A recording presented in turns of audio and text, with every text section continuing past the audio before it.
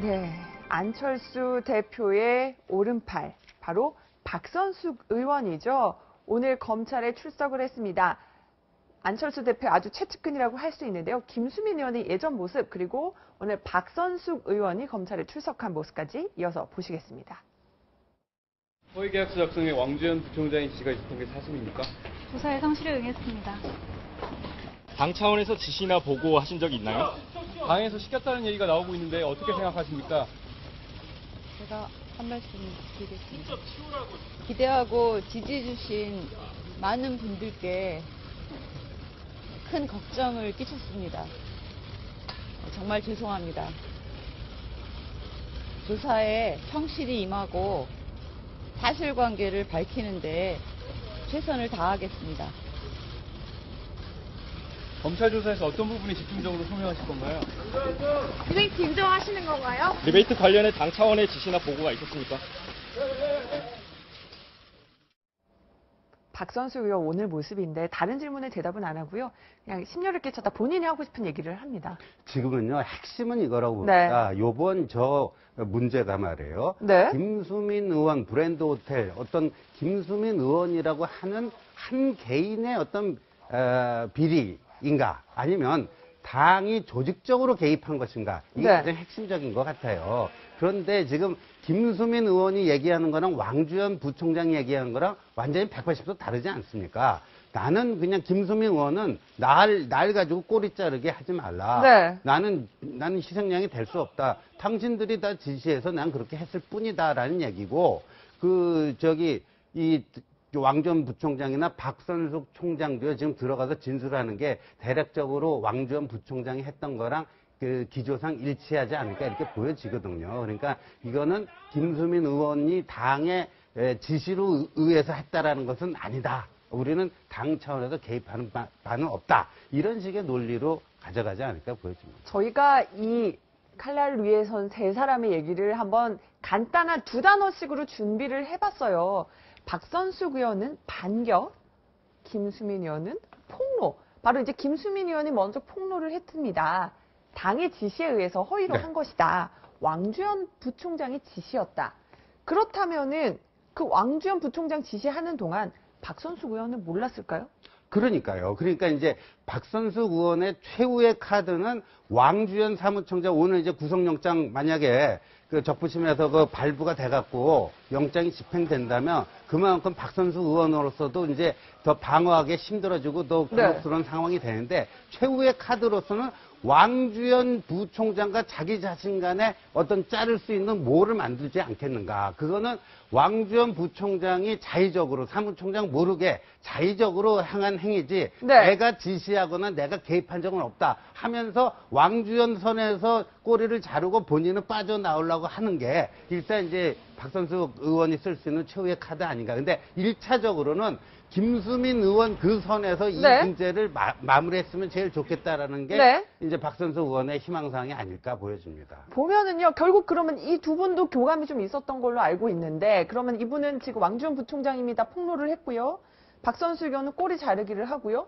그 왕주현 부총장이 가장 지금 코너에 몰린 상황인가요? 그렇죠. 가장 코너에 몰렸고 네. 지금 영장 실질 심사를 받고 있지 않습니까? 오늘요, 기자들이 촬영하려고 기다렸는데 기자들을 피해서 아주 몰래 들어갔어요. 그러니까 처음에 네. 검찰 출두할 때와 비교해서는 굉장히 여러 가지 점에서 차이가 있지 않습니까? 네. 그만큼 본인이 뭔가 지금 궁색한 상황에 와 있다라는 거를 그 압축적으로 보여주는 게 아닌가 싶은데요. 지금 김수민 의원이 엄청난 걸 폭로를 했단 말이에요. 이게 다 네. 허위 계약서도 그 당의 지시에 당의 의한 지시를 거고. 의한 것이다. 그다음에 이게 다 국민 세금으로 보존되는 거 아닙니까? 네. 그리고 여기는 이미 총선이 끝나고 그 국고에서 딱 보존이 끝났어요. 그랬는데 단순히 허위 계약서만 작성한 게 아니고 그 액수도 말이에요.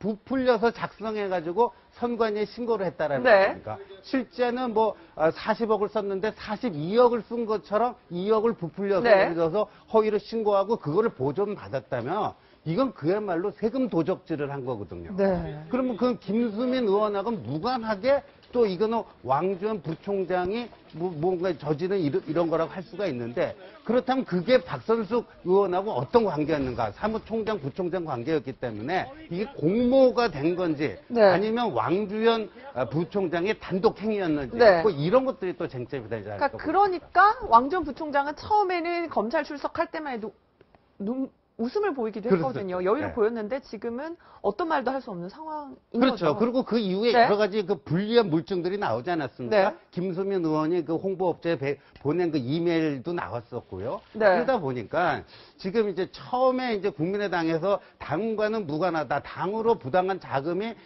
들어온 적은 없다라고 하는 게 네. 사실상 궁색해지면서 이게 이제 이 연루가 누구까지 됐는가? 김수민 의원 된 건 맞고 왕주현 부총장 됐고 거의 확실시돼. 그러면 박선숙 의원이 거기서 어떤 역할을 했는가? 그렇다면 박선숙 의원까지도 거기에 같이 관여가 연루가 돼 있다면 이거는 국민의당 차원의 당 차원의 어떤 비리행위다. 이렇게 네. 될 수밖에 없거든요. 예. 그러니까요. 그래서 가장 고민스러운 사람은 바로 안철수 대표겠죠. 요즘 안보 행보를 하고 있는데 6.25 행사도 안 갔고요. 오늘은 세 번째 사과를 했습니다. 안 대표의 얘기를 들어보시겠습니다. 오늘 국민의당 소속 의원 한 분이 수사기관의 조사를 받기 위해서 출석하고 주요 당직자 한 분은 영장실질 심사를 받습니다. 이후 여하를 막론하고 송구스럽습니다. 당에서는 조사에 적극 협조하고 있습니다. 그리고 결과에 따라 엄정하고 단호하게 조치를 취할 것임을 분명히 말씀드립니다. 안 대표 표정이 어둡습니다. 네. 오늘 사과 어떻게 보셨어요? 그러니까 이거는 결국 말이에요. 지금 국민의당 내부 인사들은 다들 그렇게 얘기합니다. 이 측근 그룹 내에서의 어떤 파워 게임이 오늘날과 같은 이런 비극적 상황을 만들어냈다. 그러니까 이게 어떤 외부에서 우연히 수사기관이나 조사기관이 이걸 포착하고 조사를 시작한 게 아니고 측근 그룹 내부의 알력 싸움, 이 파워 게임에서 좀 밀린 쪽에서 이걸 이제 네. 그런 제보가 나오다 보니까 이렇게 된 건데 네. 그럼 이게 말이에요. 무슨 뭐 새누리당 같으면 친박 비박이 있고 과거에 그 민주당 보면 뭐 친노 비노 이런 개파 싸움도 아니고 다 안 대표 측근이에요. 다 안 네. 대표 측근 내에서의 어떤 그런 거였다면 이 안 대표가 좀 측근 관리에도 좀 문제가 있는 거 아닌가 이런 이제 그 리더십의 문제도 제기가 되고 그다음에 안철수 대표가 본인의 브랜드로 내걸었던 새정치하고는 완전히 무관한 이렇게 되기 때문에 어떻게 보면 최대의 어떤 정치적 위기를 맞은 건데 그런데 또 문제는 뭐냐. 여기서 좀 선제적이고 과감한 조치를 취하지 못하고 오히려 검찰 수사에 질질 끌려가는 모습을 보이는. 안철수 대표가 처음에 논란이 불거졌을 땐 저도 기억이 나요. 그런데 조금 여유 있는 모습을 보이면서 우리 문제 조사해봐서 문제 없다는데요. 이러면서 그때만 해도 그렇게 사과 입장을 보이지는 않았었거든요. 그런데 말이에요. 저는요, 제대로 조사하면요, 그게 네. 안 나올 수가 없다라고 보여지거든요. 그러니까 당 관계자 몇 사람은 조사하더라도요, 이게 무슨 홍보비 액수가 그 선관위에 신고한 게 부풀려진 건지 어떤 건지. 네. 이게 모를 수가 없어요. 그래서 오히려 저는 검찰 수사 전에 읍참마속의 심정으로 이게 선제적인 조치를 취했어야 네. 되는데 그 타이밍마저 잃어버렸기 때문에 놓쳤기 때문에 안철수 대표의 정치적 위기는 더욱더 깊어가지 않겠나 보여집니다. 또 하나는요. 지난 저희 동아일보 보도도 있었는데요. 박선숙 의원 출당론이 계속 얘기 나왔는데 이런 얘기를 했거든요. 제가 납득이 안 되는데요. 그러니까는 먼저 선제적으로 출당하거나 이런 조치를 하지 않겠다라는 입장을 밝혔는데 그런 것들이 오히려 본인에게 독이 되는 거 아니냐. 그렇죠. 그러니까 자기 자신이 이해가 돼야지 어떤 네. 조치를 취하는데 그건 맞아요. 근데 이해가 왜 안 되는지. 그러니까 믿거든요, 박 의원을. 믿는 것도 네. 있지만요. 그 사람 무조건 믿는다고 되는 게 아니잖아요. 네. 어떤 믿을 수밖에 없는 그 객관적인 무슨 그 근거나 그 자료나 뭐 이런 것들이 밑받침이 돼야 되는데 지금 안철수 대표의 믿음은 검찰 수사가 진행되면서 하나 둘씩 이게 양파 껍질 까지듯이 터져 나오는 거하고는요 전혀 다르다는 게 문제죠. 그러니까 네. 안철수 대표의 믿음과 검찰 수사 결과 드러나고 있는 구체적인 혐의 사실과는요 이게 한쪽은 동쪽으로 가는데 한쪽은 서쪽으로 가고 있는 거예요. 그러니까 안철수 대표가 더 위기에 처할 수밖에 없는 거죠. 안철수 대표 위기는 또 있습니다. 바로 지지율인데요. 지난 총선 이후에는 안 대표가 승승장구를 하다가 지금 오늘 발표된 여론조사나 여러 가지 조사 결과를 보면은 안 대표 지지율 총선 이후 최저치를 기록을 했어요. 그냥 그럴 수밖에 없겠죠. 네. 지금 여기에 대한 대응 자체가요. 근데 과거에 이게 보면 그 이제 이 대선 주자급 되면요 여러 가지 크고 작은 정치적 위기가 닥치지 않습니다. 네. 그런데 과거에 김대중 전 대통령 보면요 몇 번 떨어지고 삼수 사수하는 네. 과정에서요 이 위기 관리 능력이 굉장히 향상이 됐습니다. 네. 그래서 그때 야당의 모 의원이 중국 출장을 가면서 말이에요 남조선 국회의원으로 한자로 남조선 국회의원 네. 아무개 이런 식으로 중국 사람에게 넘겨줄 네. 그 명함을 그 한자로 작성하는 과정에서 남조선 국회의원 이렇게 아이고, 했다고요. 이거는 그 논란이 사람을 바로 되시는데요. 그냥 출당시키고 나중에 이제 그렇군요. 다 해명이 된다면 다시 복당을. 그러니까 네. 이게 이제 위기 관리라는 게 그런 데서 여러 가지 실패를 거듭하면서 위기 관리에 노하우가 생기는 건데 오히려 지금 그 안철수 대표는 그걸 키우고 있는 게 아닌가 그런 안타까움이. 지금 호남 지지율도 비상이 걸렸다 이런 얘기들도 나오더라고요. 지금 더민주에게 호남에서도 밀리고 있다 이런 얘기들도 나오는데요. 그래서인가요? 심상치 않다고 느낀 박지원 원내대표는 오늘 인터뷰에서 이렇게 얘기를 했습니다. 국민 정서는 더 혹독한 예. 잣대를 우리 정치인들에게 적용되고 있기 때문에 예. 현재 당원 당규도 기소만 돼도 예. 판결 여부는 관계없이 당원권 정지가 돼 있는데 이것도 모자라서 국민 정서는 상당히 가혹한 요구를 하고 있고 예. 그래서 그러한 것을 잘 감안해가지고 예. 당으로서 할 수 있는 최대한의 조치를 하겠습니다. 출당이라든가 이런 조처까지도 포함이 되는 겁니까? 그러한 것들이 포함됩니다. 출당 얘기가 나왔는데 네. 이제 안 대표 어떻게 해야 되나요? 이게 진작 그 확실하게 진상규명 어느 네. 정도 해서 필요한 조치 출당이라면 출당을 했었어야죠. 그러니까 네.